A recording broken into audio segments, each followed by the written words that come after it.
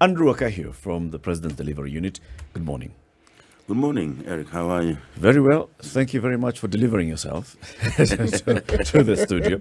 We expected you earlier, and we had even promoted and said you would be coming in at 8. Yes. And then we said you got held up somewhere. Yes, I had an engagement that overshot its budgeted timelines. And I couldn't do much about it. That is radically for you. That is the reality. It's a reality of things. Yes. The President's Delivery Unit, we have heard about it. We see communication from the President's Delivery Unit. We know there's a website. There are social media handles that, keep telling us what the government is doing.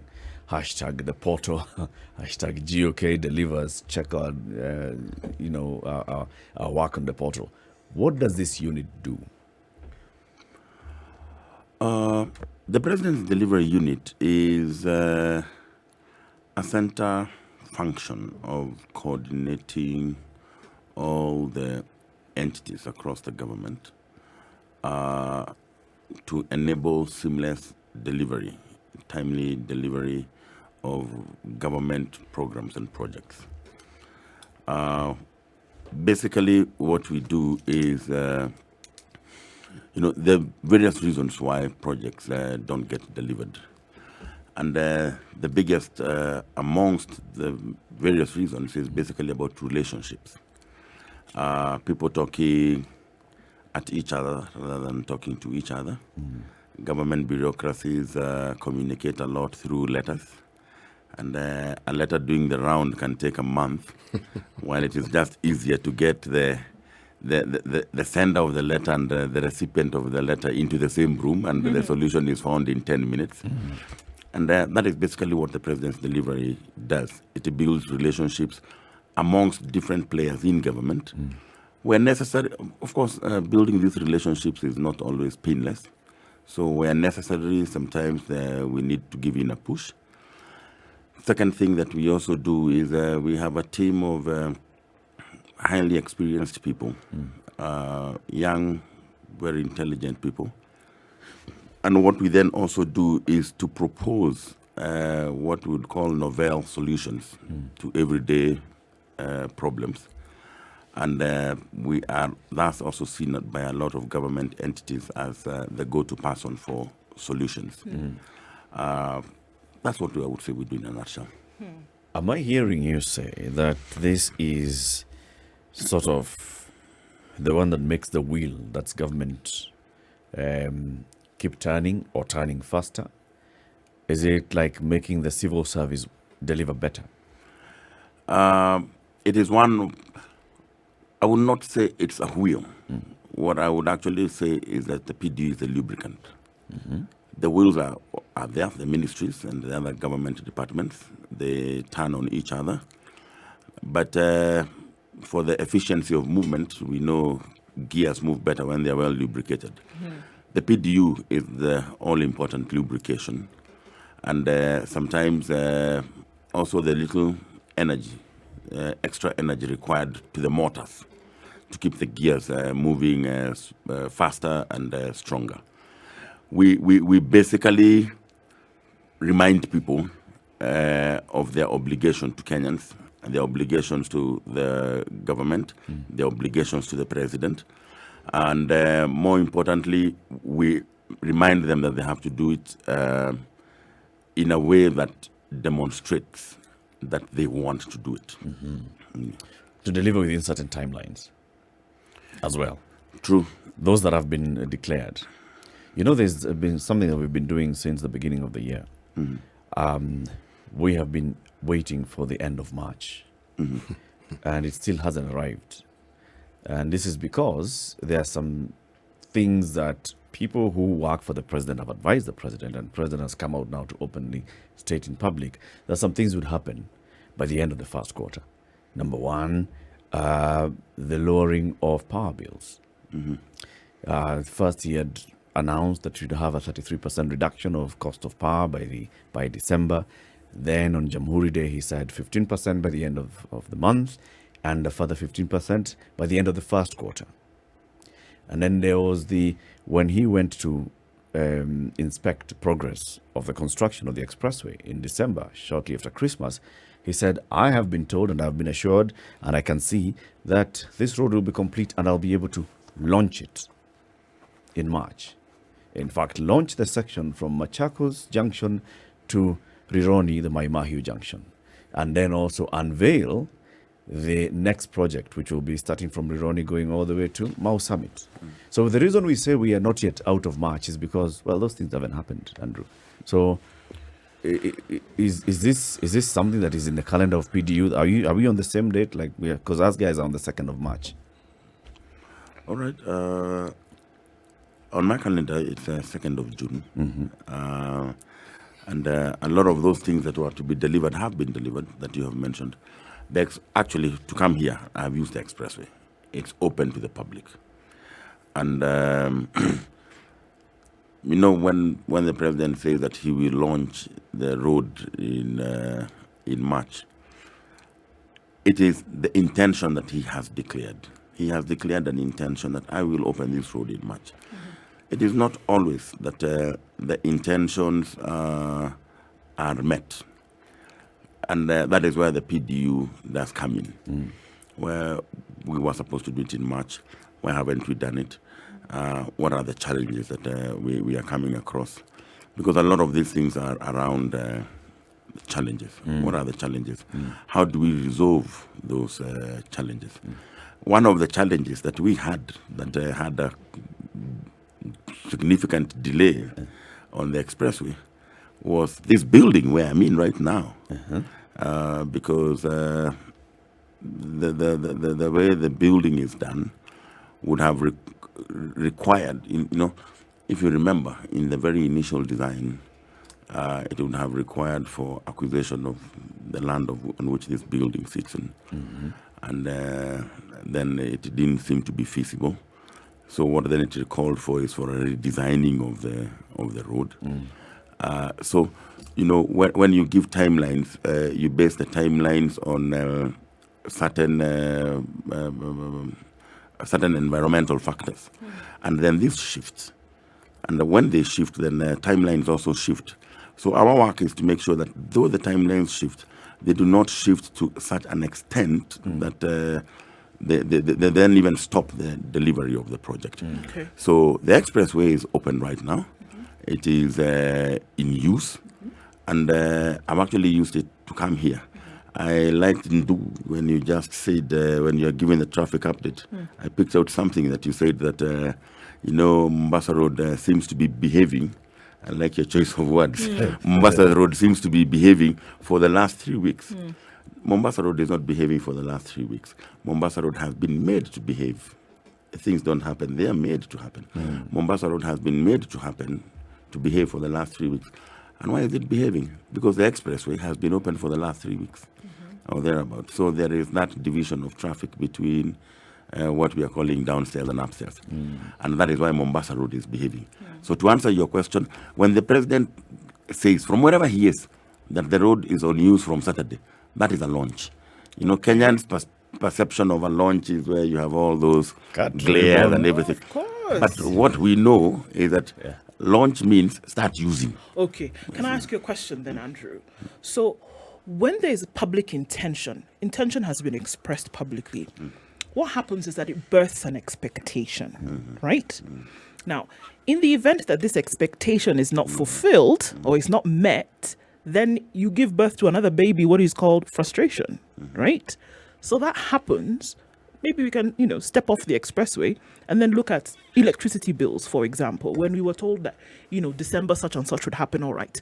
March such and such would happen. You said something very interesting that, we want to deliver on the timelines. Challenges may occur whereby, this doesn't happen. So is the PDU then mandated as well to communicate when such things don't happen? Because then now maybe you could eliminate this frustration factor if you just told people what was going on. Or is the PDU then not expected to manage the expectations of Kenyans when they hear this initial public intention being expressed? PDU can communicate to the public, but that is not its primary remit. Okay. That's not its primary remit. The primary remit is to find out why isn't it happening and fix it. If you go into a hospital setting, the work of the doctor is to fix the patient. But it's not his responsibility to always say why and how he fixed the patient. There is somebody whose responsibility that would be. And I'm not shifting blame here. But for me, what would be more critical to look at is, for example, on the issue of power. Why haven't the power bills come down significantly, despite the president's intentions of having them come down? When the president spoke about the reduction of power, certain other factors also, which are beyond him, came into play. About 20% of our power is what we call thermal power. Thermal power is basically heavy fuel, heavy oil generated power. We don't produce oil, we import oil even for power generation. And we all know what has happened to the global oil market. And that could not have been foreseen. So when the president declares an intention, it is basically what we would say, all factors held constant. You understand? So that checked in. The global oil prices went completely berserk. Secondly, about 55% of our power is hydro generated. Now, what does hydro power rely on? It relies on rains. Yes. We know what has been happening to our rains. If you go to Masinga Dam right now, which is the biggest reservoir for our power production, it's suffering. So now these factors come into play. Now, you can't quite go and say, no, we won't reduce the power now, because you may say we won't reduce, and then tomorrow the global oil prices stabilize. And a lot of the issues then are also slightly beyond your control. We don't have control over the rains. So the best we can do is hope. A lot of the delivery that is also done is based on history. Historically, at this time of the year, the dams should be full. And when the president said that we will reduce by the end of March, it's because we knew at that time the dams would definitely be full, and we can be able to wean off from the thermal power and wean into and move more into the hydro. So it's about the power, the energy mix. So I will not be quick to condemn the president. No, he declared his intention. Then factors came beyond as to how effective we may be in communicating this to Kenyans, so that then we still birth frustrations. Then maybe we may not have scored an A there. But I also don't believe that we scored a C. No. And that's why I'm here this morning. Yes. Yeah. If the discussion takes this tangent of blame apportioning, then I think we will have missed the point completely. Because it isn't blame, really. It is the question of whether communication to the public ought to involve details such as the one that we're discussing now, because now this is in the public domain. And it is a very easy and simple thing to understand. This is how we get our power, and this is what we rely on, and this is what has happened. Anyone who lives in this country knows that what you're saying is absolutely true. Where we sometimes raise our questions is when something as simple and as straightforward as that is not communicated in a timely fashion. So, is it policy not to communicate when things aren't going the way you said it and leave it to the vagaries of the public to determine what they think is happening, and then raise doubts and questions? Or is it simpler and easier to say, folks, this is what we said. This is what we're experiencing. And because of this, this is what is happening. So you have an informed public. Whatever else is said thereafter, it cannot be said that you didn't explain your position. City, I'm very happy. I'm very happy when the issue that you're raising is that you have done but you haven't said. I would be very concerned if the conversation that we are having right now is that you haven't done. You know. Well, there's that too, Andrew. No, well, unless you're shifting. I mean, You haven't done. And Eric, you haven't said why. City has just told me I've done well. I have done, but come on, guys.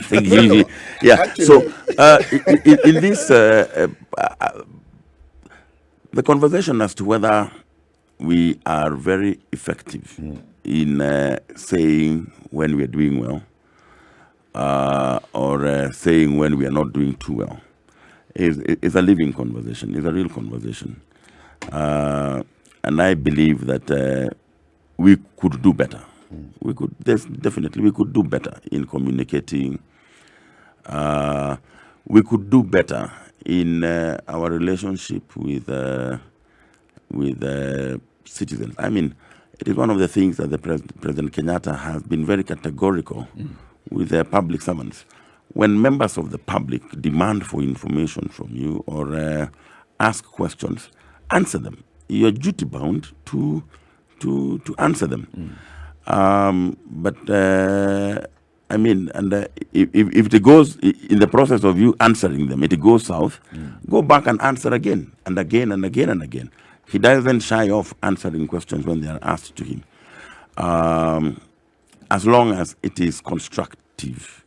As long as it is constructive, because there are times you also know that it can be quite, it can be derailing and it can be energy sapping. But like on this issue of power, I have just answered you on the spot when you asked. So sometimes it is also about the asking. I mean, it may not be your mandate, as you correctly put it, but your job is to fix it. There are people whose job it is to do the very thing that is under discussion. Now, this is a topic that we visit time and time again in this studio. And it isn't just with the issue of power or the expressway. It's the issue of generally what the government does. You know, we talk about public participation. What it does, it builds everything you're saying, relationships. When the government speaks to its people, the people feel we are being spoken to. And so they move along with you. When there is silence, you've actually interfered with that relationship, or you haven't built it to the level that it could be. Now, that is where now the issues we deal with come in, the issues of trust or mistrust. Not because something wasn't done, but it's because the information wasn't put forth for people to consume. So the moment you leave us to make up our own minds and decide what is happening, then you have a problem, which in and of itself is a creation of the person who ought to have been informing us. well, as you have correctly put it, my job is to fix it. Now I know there's a problem. It shall be fixed. Good. And we shall hold you accountable because you have said so. It shall be fixed. Andrew, I'd like to engage you a bit further on this power issue, but I'll let it pass for now. Yesterday, the president spent the occasion of Madaraka Day to look back at his tenure over the last 9 years. He said, since that moment when you gave me the mandate to be your president, there's a lot that we have done.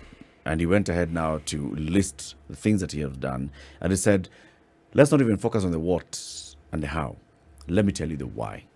The reason behind the things that we've done and how we've done them. He talked about why have we invested so heavily on infrastructure? Why have we invested so much on connectivity, power connectivity, internet connectivity? Why have we invested so much on conversations around healthcare? Why did I pick 4 issues and make them the big and say this is the big 4 agenda? Why? Now, looking back, he started listing the number of things that he's done. Of course, if I asked you to start listing the things that President Uhuru Kenyatta's administration 1 and 2 has done, we will be here until midday. Okay? Or longer. Or longer. There are many. 9 years in 1 hour. Not 9 years will take 9 years. Oh, right. A lot to compress. However, let's look at the reason why he said we have invested so heavily on infrastructure. Let's focus on the why. Give us again. Why? Why such a heavy investment on infrastructure? These are called big push investments. If you look at what we have achieved in infrastructure, and primarily on roads, President Kenyatta has done in 9 years more roads that have been done since the existence of the Republic of Kenya. Not even the country called Kenya or the space called Kenya, including the colonial period, which spans probably 120 years or something like that. He has done more roads in 9 years than has been done by the previous 3 administrations put together. And 4.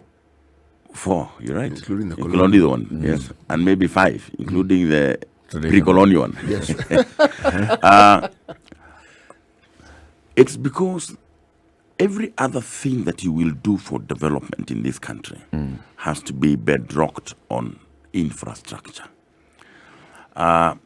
Whatever other social or soft investments that you would need to do would be based on a foundation of infrastructure. And what he did is that he realized that it would have to be a very heavy push. And he realized that for this to be done, it can only be done by a leader who, in addition to a lot of other things, also has the audacity. And he believed that he is that leader who has that audacity to say that I am going to do so much on infrastructure if it is the only thing that I will be remembered for. If you're going to try and invest in agriculture, you are not going to be able to move produce from farms if you do not have the infrastructure. If you're going to try and invest in education, and I'm not saying that we have not invested in this, we have also very heavily invested in them, especially on the physical aspects of them. But it would be the ability for people to fend for themselves is primarily based on the ability of those people to move from where they are to where the opportunities are. And that requires infrastructure. Because basically, how you develop a nation is by enabling its citizens to develop themselves. You understand? It's about the citizens developing themselves. And therefore, you look, what are the 3 things that these citizens need to be able to develop, or 4 things that they need to be able to develop themselves? 1, they need to be in a safe and secure environment. Number 2, they need to be healthy citizens. Number 3, they need to be knowledgeable citizens. And then number 4, they need to move from where they are to where the opportunities are. And that basically informed the need for investment in heavy investment in infrastructure. It seems like the focus was more on the mobility of the citizens, the roads. Yes, we even say here. So yes, when you talk about 11,000 kilometers, we have driven around the country. We've seen the roads. 11,000 kilometers. I haven't done the mileage itself, but I have driven around the country. I've seen the roads. We've seen the rail. We've seen the ports. We know the port in Lamu, the port in Mombasa, the fishing dock in Shimanzi. We've seen the ports. We've seen the dams. Some are there, some are not there, but we've seen, right? There's a dam in Kirinyaga, there's a dam in Makueni that are now coming online. However, the safety and the healthy and the knowledge of the citizens, how have you addressed those? Like you said, safe, healthy, knowledgeable, able to move.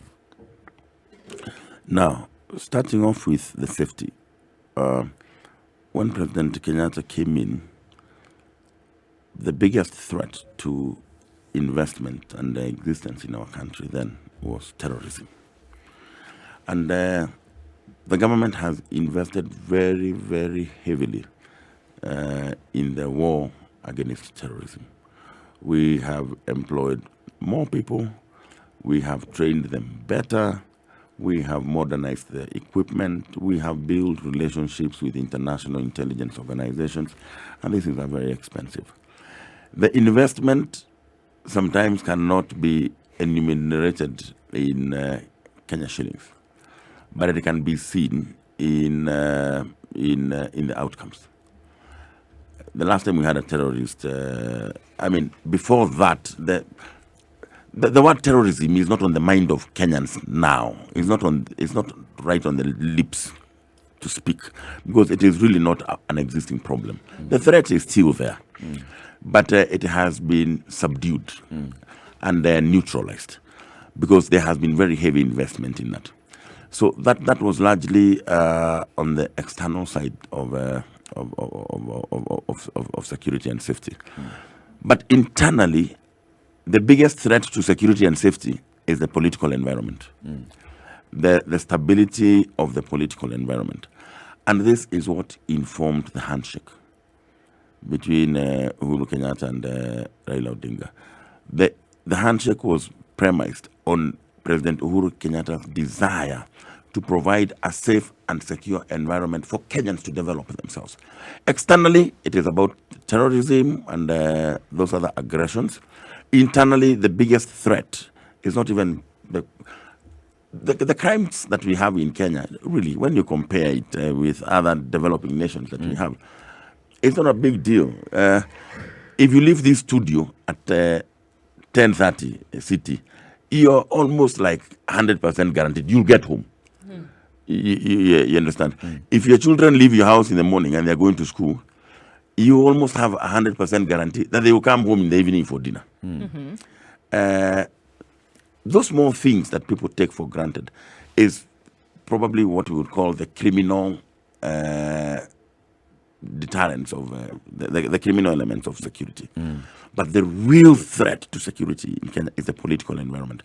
And we know that generally the political environment in Kenya can get extremely toxic. And President Kenyatta has been very categorical. People, stop getting into politics now. Let us focus on work. Let us focus on work. Let us not start creating a toxic environment, because it is scarce investments. It is scarce. It reduces opportunities for our people. Right now, we are completely in that political season. He told us, wait, the political season will come. It has come now. We're there now. We are right bang in it right now. But what I can also tell you is that right now, there's something very different when we look at when we talk to our banking sector. They're telling us that unlike historical times, when 2-3 months before elections, lending takes a complete dip. It's not. It hasn't done so right now, because previously there was always the question, how peaceful will the elections be? How peaceful will the outcomes be thereafter? And people hold their investments. Right now, people are actually continuing to borrow and invest. Why? There is almost this feeling amongst Kenyans that, no, for the first time, these elections will actually just come and go. It doesn't matter who gets it. Losers, somebody will have, there will be losers, there will be winners, but they will come and go. And it is unlikely to turn chaotic. It is unlikely, and I can assure you, we have invested so heavily on the election security environment. We do not expect any violence. That is his investment in safety. His investment in knowledge. Knowledge and health. You'll tell us after we take this quick break. It's 23 minutes to 10. This is Kenya's biggest conversation. Andrew Wakahiu is the head of delivery and the secretary at the President's Delivery Unit. We are talking about President Uhuru Kenyatta's 9 years in office, what his achievements have been, what is his legacy as he exits the stage. We're taking a quick break. Take a look at the weather, traffic, and business news. Good morning. This is the Situation Room, the only way to start your day. Andrew Wakahiu from the President's Delivery Unit. He's the head of delivery and secretary. The PDU is here with us in the studio. We're talking about President Uhuru Kenyatta's legacy. I know CT has a couple of questions for you, and Ndu as well, some follow-up questions. You wanted to complete the issue of the two other. So you say President Kenyatta understands that you need to have safe people, healthy people, knowledgeable people and people who are able to move freely. Movement, roads, infrastructure, we've seen. Safety, you've told us about the heavy investment on security. Health, I'm going to preempt you. 43% constructed an additional 1,900 healthcare facilities across the country, a 43% increase in the number of public health facilities, NHIF reforms in NHIF law, NHIF reforms in the number of people who are now subscribing to NHIF, rolling out, albeit slowly, of the universal health coverage. Talk about knowledge. Late President Kibaki, in his tenure, introduced free primary education. What President Uhuru Kenyatta introduced was subsidized secondary education and continued with the free primary education. But the biggest transformation in the knowledge sector by President Kenyatta was the development of technical and vocational institutions. Because there was a very big population of Kenyan children who, after school, actually ended up nowhere without any skills. Because it is either you went to the university, you went and became a teacher or a nurse, or you became a nobody. And we have invested very, very heavily in the TVET sector, where we are saying that even if you did not pass your secondary school, or even if you did not proceed to secondary school, come and acquire a skill formally that will enable you fend for yourself, develop yourself. That has been a game changer. The second game changer has been in the knowledge sector, has been the secondary school transition. This year we have achieved 98%. Last year we did 99%. That means that the children who finish primary school transition to secondary school. When President Kenyatta took over, the transition into secondary school was less than 54%. Believe it or not, 54%, 46% of children who did class 8, their education ended there. And it had not hit that this is actually a very big problem. But when he came in and he saw that this is a problem, and then what he did is that before we started moving into the 100% transition, we first did heavy investment in secondary schools through what we call the school capitation program. And the government gives schools a certain amount of money per year for every child who is there. And it is well divided. That this is for building laboratories, this is for buying school buses, this is for building dormitories. So we expanded almost eightfold the capacity of our secondary schools between 2013 and 2017, thereabout. And this is expanding existing capacity within the Both existing existing facilities. capacities, building new institutions. Basically, that was it. Either expanding the existing institutions. In 1990, in the year 2013, Alliance High School, dare I say where I went, Alliance High School, their Form 1 intake the annual intake in around 2013-2014 was about 200 students. Last year, or actually this year, when the admission was being done, they have admitted 700 students. That is 3 times what they have been doing in the past, because the government has built new dormitories, new classrooms. So once we made these investments in capitation for the secondary schools, then now we immediately swung into action on the 100% transition. So it became actually, and how we did it is, we put the responsibility on the chiefs. If there's a child who has done class 8 in your location and they have not gone to secondary school, you get sacked. Indeed, chiefs lost their jobs and sub-chiefs lost their jobs because children didn't go to school. And therefore, you can imagine a chief going out to the villages at night and saying, in this primary school, there was a child called so-and-so. The headmaster has told me that they were in this school, and you are the father. Where is this child? Have they been admitted to school? Yes. Have they gone? And that is how we were able to achieve the 100% transition.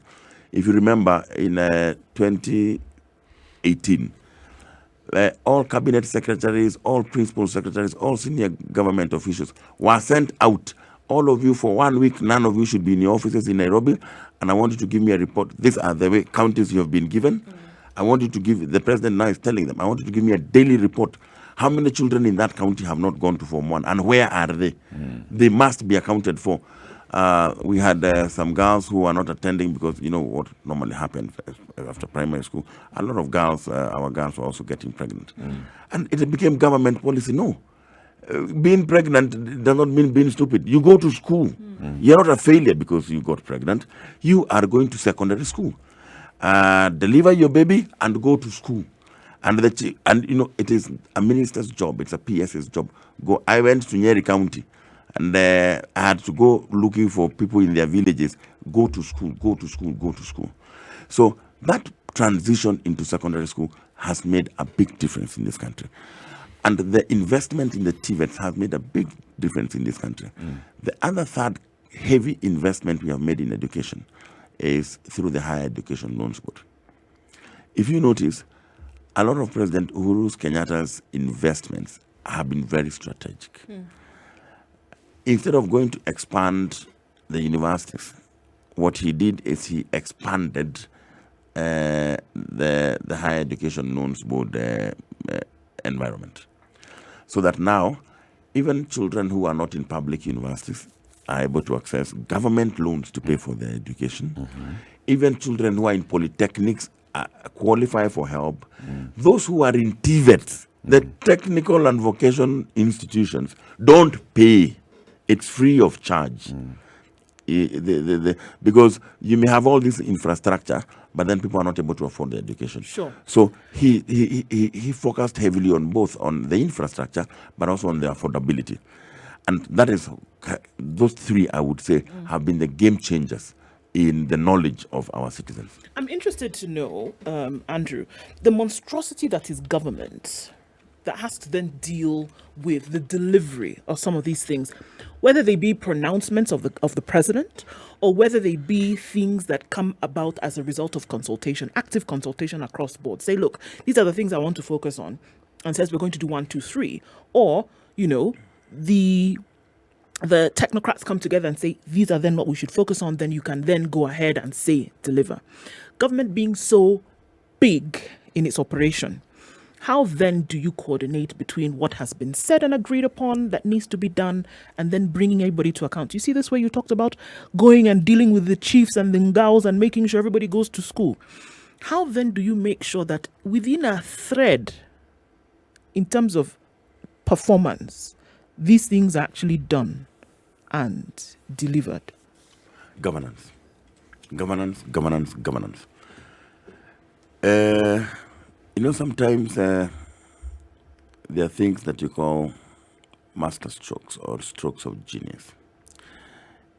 In 2018, when he was starting his second term, in what I would call a stroke of genius, President Kenyatta issued Executive Order Number 1 of 2019 that created implementation committees and it redefined the implementation framework of this country. So there is this committee that comprises of all cabinet ministers that meets every Tuesday. Every Tuesday, it's chaired by Dr. Fred Matiang'i. And every Thursday, there is a committee comprising of all principal secretaries that is chaired by the PS Interior, Dr. Karanja Kibicho.